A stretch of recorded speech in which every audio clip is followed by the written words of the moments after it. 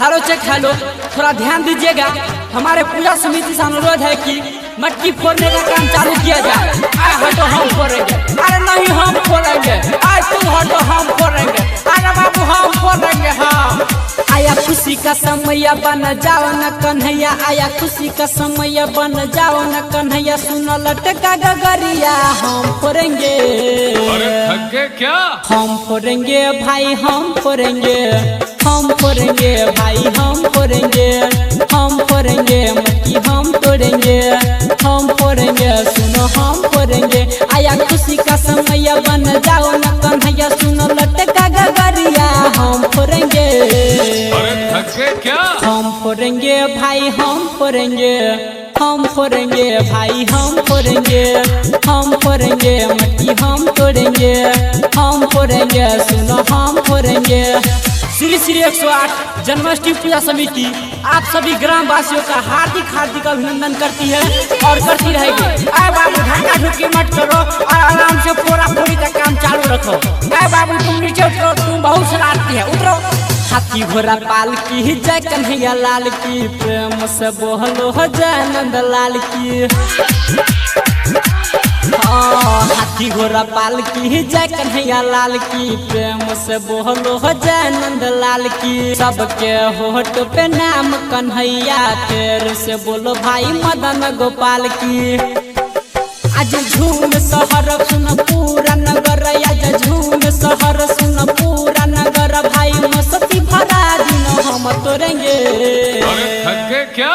हम फोड़ेंगे भाई हम फोड़ेंगे, हम फोड़ेंगे भाई हम फोड़ेंगे, हम फोड़ेंगे मटकी हम तोड़ेंगे, हम फोड़ेंगे सुनो हम फोड़ेंगे।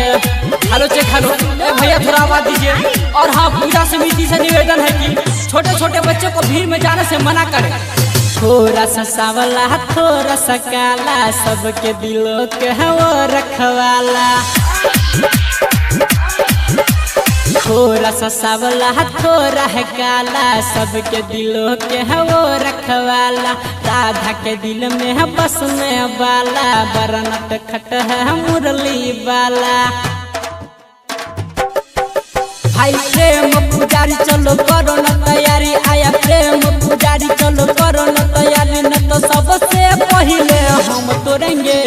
अरे थक गए क्या? हम फोड़ेंगे भाई हम फोड़ेंगे, हम फोड़ेंगे भाई हम फोड़ेंगे, हम फोड़ेंगे मटकी हम तोड़ेंगे, हम फोड़ेंगे सुनो हम फोड़ेंगे। डीजे वाला भाई लगाइए रमन जी यादव का गाना और आवाज कम नहीं होना चाहिए, बेस दीजिए। अरे बाबू अब ठीक है और दो। गली गली सुनो नया ही सुर है, मेरा कन्हैया तो माखन चोर है। हाँ गली गली सुनो नया ही सुर है, मेरा कन्हैया तो माखन चोर है। सबके मन को मोहने वाला, इसके न जैसा कोई और है। पार कर सबके नैया गावे रमन जी गवैया, पार कर सबके नैया गावे रमन जी गवैया, सुन ठाना है मन में हम तोड़ेंगे। अरे थक गए क्या? हम फोड़ेंगे भाई हम फोड़ेंगे, हम फोड़ेंगे भाई हम फोड़ेंगे, हम फोड़ेंगे मटकी हम तोड़ेंगे।